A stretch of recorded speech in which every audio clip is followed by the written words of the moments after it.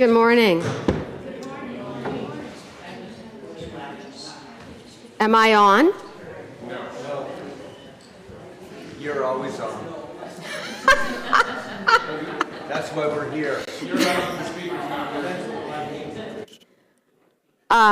Let's try this again. Oh. Okay. Now I'm 2 on. All right.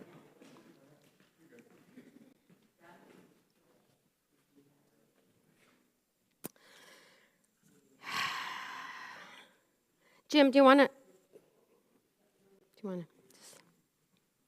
Yeah.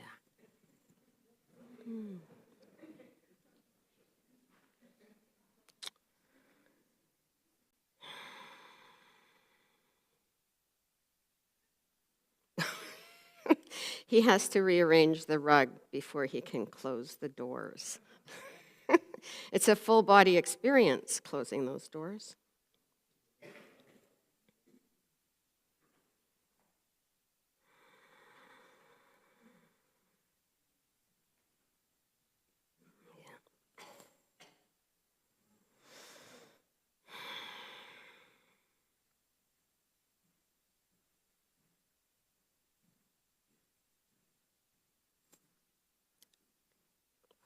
What's his name?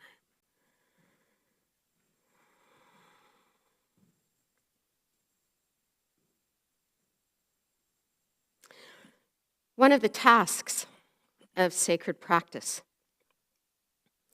is recovering the stories that shaped us, but then went underground for long periods of time because of patriarchy and politics.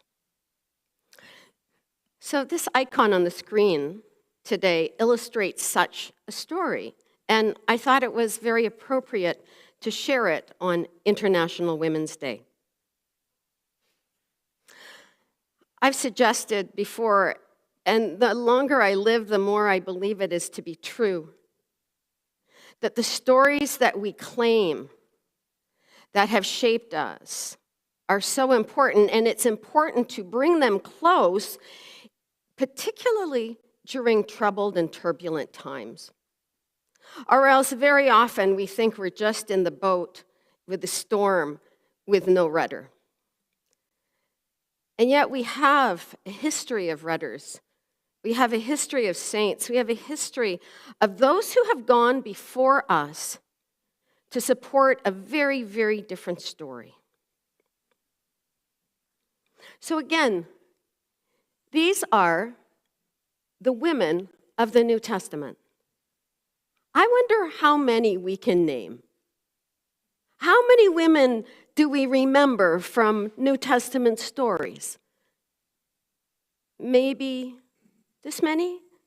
Maybe a few more, right? Maybe. If we go back and put on our Sunday school hat, maybe we can remember. But the woman who was commissioned to create this icon in her research found 58. 58 women. And I thought about giving each of you a name and we'd read them all out loud, but that idea came at about 10 o'clock last night. But it is essential that we remember that part of this tradition is empowering those whom the culture and the politics didn't empower. And when these were empowered, they created a way for another way of being in community.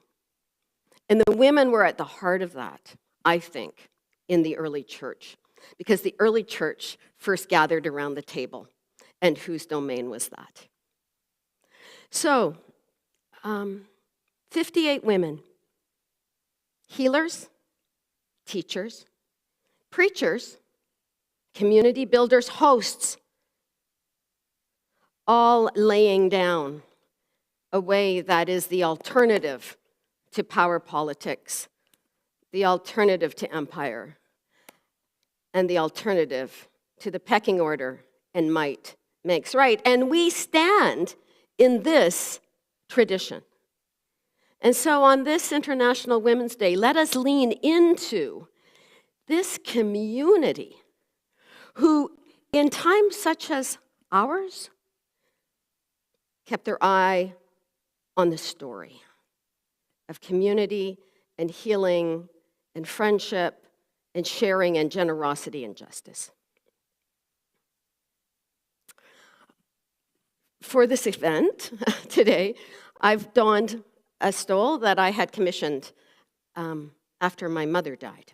I told my mother, who I would say probably is the woman who had the biggest influence on me, that I was going to have a stole commissioned, and it's called Mama's Mantle, Gifts My Mother Gave Me. And so I invite all of you, as we prepare to go into this time of contemplation, to consider the women in your life, their strengths, their liabilities, the way they encouraged you or challenged you, the way their story informed your story. And maybe if you think it's helpful, bring them into this space. Let us lean together on these women gone not so long ago and those gone 2 millennia ago, to remind us of how we are called to be in healing, helping whole communities with one another.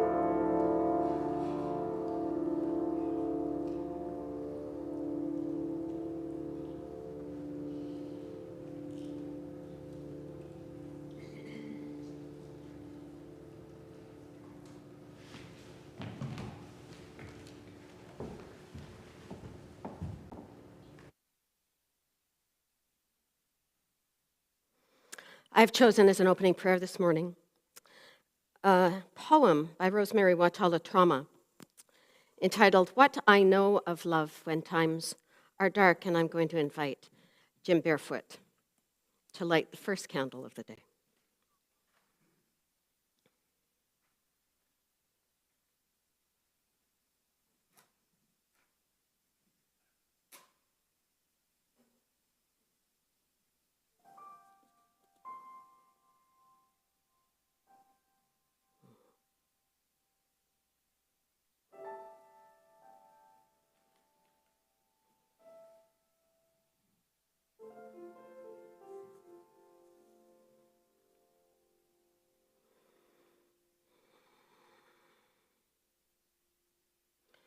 What I know of love when times are dark. And if you can't find a candle, then light the wick of your wonder. And if you can't find your wonder, then now might be a good time to pray. And if you don't know how to pray, then perhaps you are doing it right. What do I know of prayer?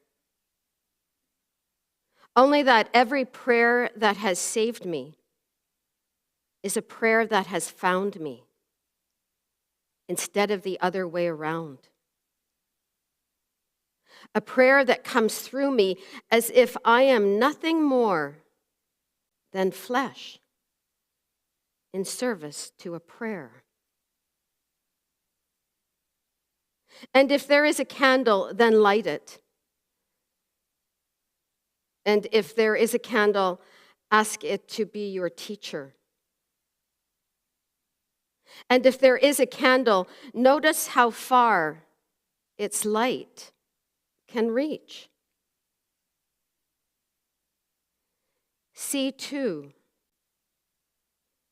if you can touch the world as generously as a candle.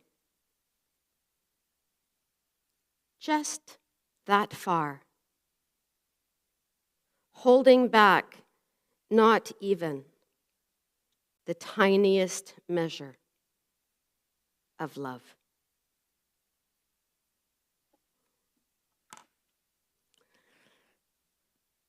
May it be so.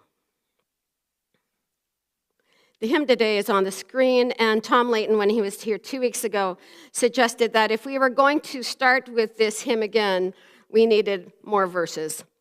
So there have been more verses created. So the way this is being treated as a chorus, Lord, listen to your children praying, and then there will be a verse, and then the chorus, and then a verse and a chorus, until we get to the end. Okay. I'm going to. They're the same tune, though. Yes, but different phrasing. Okay.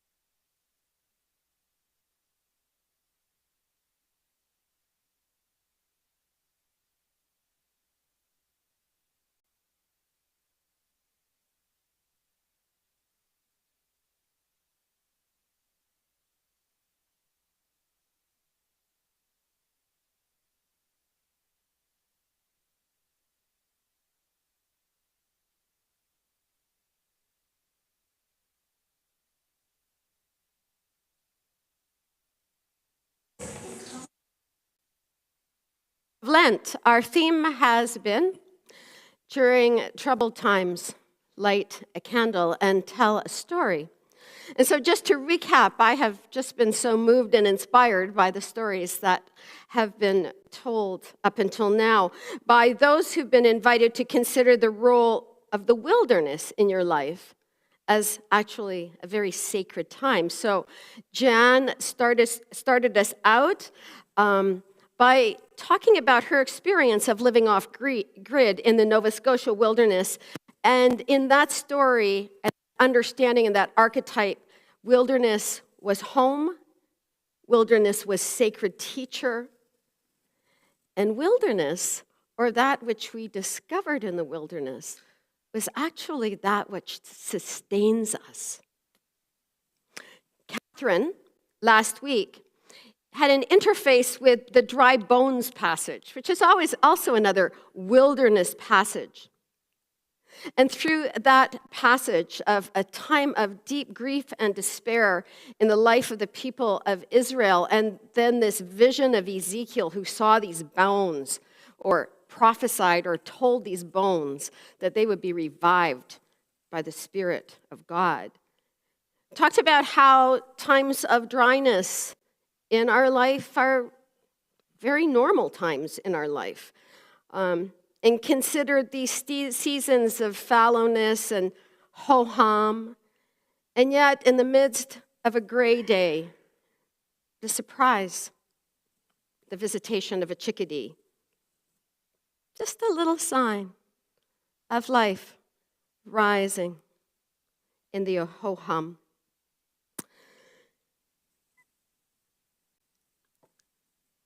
I'm going to read for us again that opening passage from Mark's version of Jesus being sent into the wilderness. I love how Mark, just in one sentence, gives us this image with the words wild beasts on the one hand and angels on the other. And therefore an invitation to kind of go deep into this story and recognize the gifts that come in our old wilderness times. And the Spirit immediately drove him out into the wilderness. He was in the wilderness for 40 days, and he was with the wild beasts, and the angels waited on him. Today's story is a very different story again. Anita shared with me that she had written a story about her brother on the anniversary of his death, and I thought then about the role of grief, or sometimes those times of grief are also a different kind of wilderness time. But one with which we are all familiar, the wilderness of loss and grief. But then again, the wilderness is not a place to go have a hard experience. The wilderness comes with its own gifts. And with the gifts of grief come the reminder of the love that shaped us. And so as Anita makes her way to the front to tell her story, I'm going to invite her to light a candle. And it seems to me that if we can treat grief as sacred practice, it doesn't haunt us. It has, in fact, the power to heal us. And so when grief visits us, it may be an invitation to light a candle and tell a story. When grief visits us, it may be an opportunity to reframe an old story that, in fact, may be for our deepest healing. So let's do this.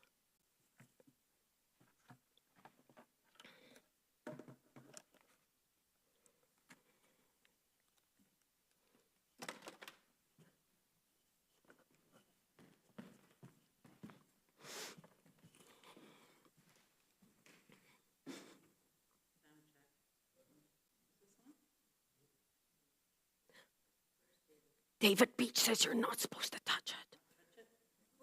Isn't that right, David? Well, it's Kat who's running the sound, though. Hi, Kat. I hope you guys, can you hear me? Can everyone hear me okay? Great. Okay, thank you. Thank you, Lynn, and good morning.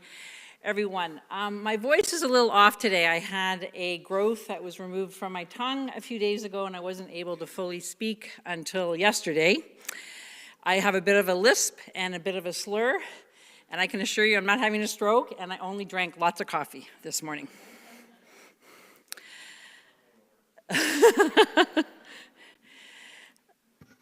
A year ago, I wrote a blog called Remembering My Brother Gordon for the 30th anniversary of his death. He was only 28 years old. Today, I want to share that story. When we tell stories, we keep memories alive and carry the people we love with us. Lent is often described as a journey through the wilderness. Anyone who has known deep grief has walked with this wilderness. It's been 30 years since Gordon passed, and this is a long time to be without him and not see his sweet smile, enjoy his laugh, dance with him, and feel his kindness. It's a long time to think about what could have been. I've always imagined Gordon happily married, with a couple of kids, living on a farm with lots of animals, and using his astute can fix anything brain. Gordon was many things to many people. A devoted son, a loving brother, loyal friend, boyfriend, hardworking employee. We all learned the importance of kindness from my mother, and Gordon had her sensitive heart that made him cry easily. He was so compassionate and empathetic that he went out of his way to befriend individuals who were teased, ignored, bullied, and alone. He also struggled with heroin addiction for many years, which contributed to his early death. After entering treatment, he began experiencing severe headaches, which were not properly diagnosed at the time. Months later, doctors discovered he had hydrocephalus, the cause of his headaches. He underwent brain surgery and unfortunately passed away 2 weeks later. It is beyond tragic, and I believe his death could have been prevented. However, I don't want to dwell on the sadness of it all. And today, and most days, I want to think about the beauty of Gordon's story. He was the youngest of 4 kids. I was the second youngest, so we were playmates throughout our childhood. I have so many fond memories of how we entertained ourselves living in Nobleton, a small town north of Toronto. Our mother involved us in swimming, baseball, figure skating, but we also had to find other ways to entertain ourselves, especially during the summer. One summer, we decided to start a spy club. I was the president, Gordon was the vice president, and a neighborhood kid we played with was a spy in training. We made little spy kits and roamed the fields behind the houses on our street, and for weeks we didn't discover anything. My God, our neighbors were so boring. Until one day we witnessed 2 teenage neighbors vigorously necking in someone's backyard. It was well worth the wait. Another summer, we launched a wildly misguided perfume business. We made a makeshift chemistry lab in our basement. We created vats of water, soaked rose petals, added a few drops of our mother's expensive Chanel perfume and food coloring, and came up with corny names like Blue Sky and Evergreen. We dragged a beat-up wooden table to the end of our street and set up shop on the bustling Highway 27. We added a few gray rocks to our inventory, hoping their presence would help us sell more perfume. An older teenage neighbor, Norman, took pity on us and bought 1 bottle of perfume and 1 rock. Another young neighbor purchased a perfume bottle only to have her angry mother demand a refund a few hours later. We sat in the hot sun for hours. Many cars pulled over, obviously intrigued by the brightly colored bottles, and asked us how much for the cold drinks. When we proudly told them we were selling perfume and rocks, they looked confused and drove away, shaking their heads. Our lack of entrepreneurial abilities were apparent when we didn't switch to selling lemonade, what money we could have made. After days of sitting patiently and waiting, we sold 1 bottle of perfume and 1 rock. Thank you, Norman. We didn't end the day on a high note either when our mother discovered that we used her expensive perfume for our watered-down food-colored potions. There are other stories of exploring abandoned barns, collecting rocks, biking for hours, getting lost in cornfields well after sunset, and being chased by a herd of cows after venturing too close to Gordon's favorite, whom he had lovingly named Lucky. Halloween brought its own traditions and shenanigans that included my brother Tommy and me making Gordon sing "Show Me the Way to Go Home" so we could score more candy. And the many years of being a ghost because our overwhelmed mother only had time to put sheets over our head and cut out circles for our eyes. 1 year, no white sheets remained, and Gordon was assigned a yellow one. He was devastated. He spent most of the evening crying, eventually tripping into a ditch and emerging as a mud-covered, jaundiced ghost. No amount of candy could repair the injustice.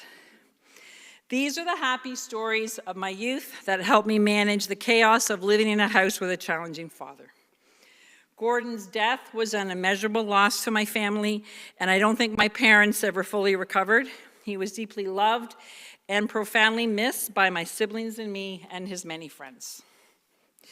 There is no closure or moving on with this type of loss and grief. You learn to move forward with it. It just becomes a part of you.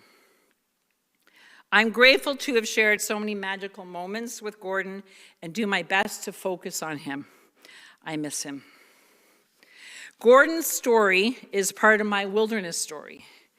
Grief has a way of leading us into places we never expected to go. The wilderness is a place of transformation, and grief places us there. Both are sacred. But grief and wilderness are not the final destination. Grief is part of life. It can be a beast and is the price we pay for love. Deep grief grows from deep love.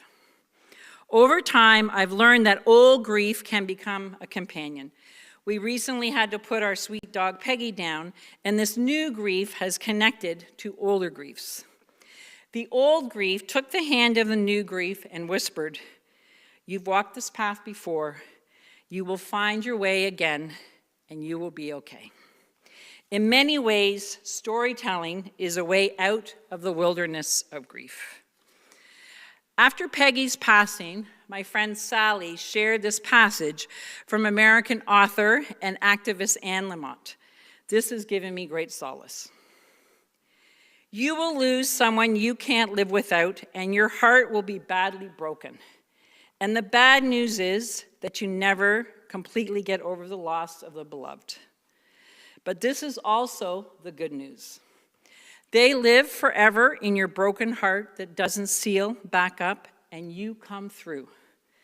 It's like having a broken leg that never heals perfectly, that still hurts when the weather gets cold, but you learn to dance with the limp." Thank you.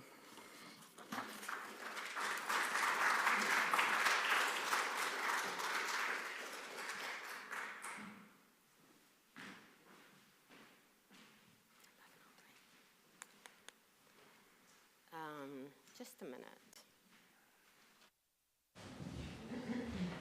So I think because of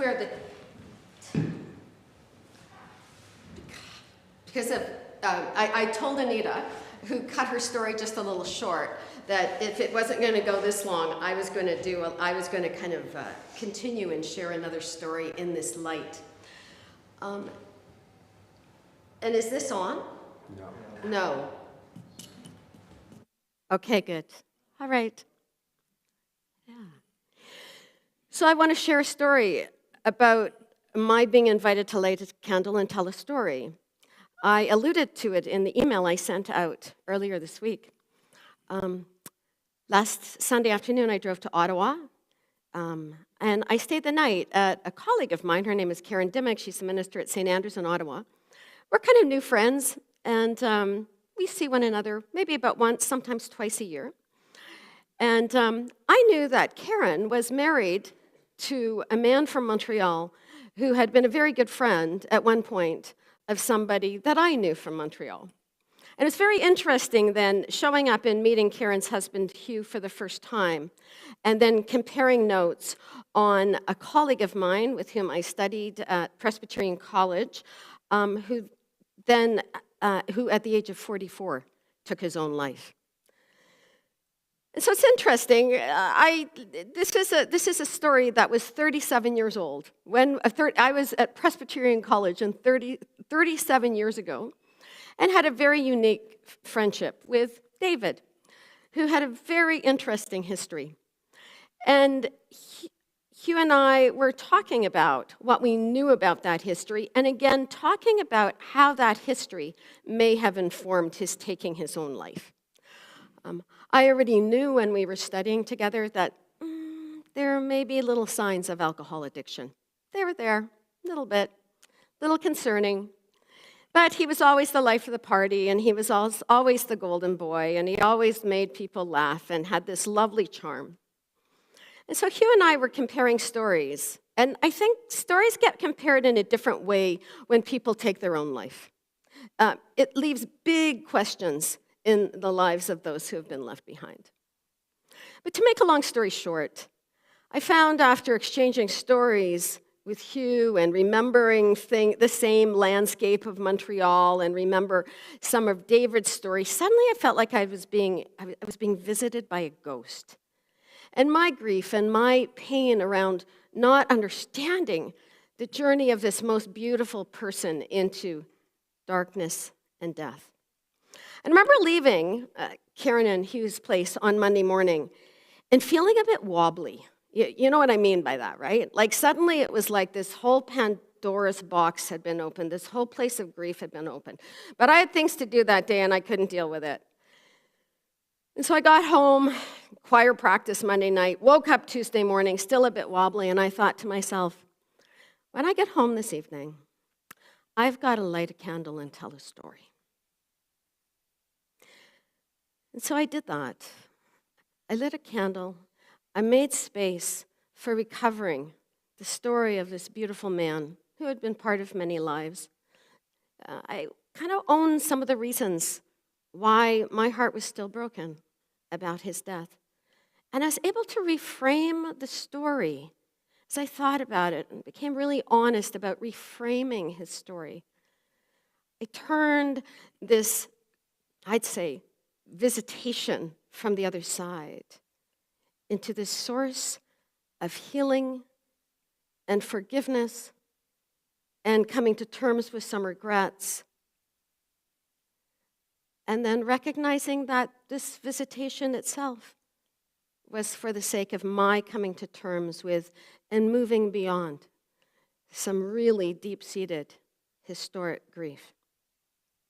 And so during this time for contemplation, I wonder if you have those in your life who are visiting you at this moment, those whose death is still sitting in your bones as it always will, but maybe it's time to light a candle and tell a story. Maybe it's time to light a candle and expand and soften your heart to welcome the gifts that may be trying to come through your visitation. And if you feel so moved during this time of contemplation, to come and light a candle, to honor that visitation, to honor that old love, that old grief, and to reframe the story so that it becomes a gift on your own pilgrimage.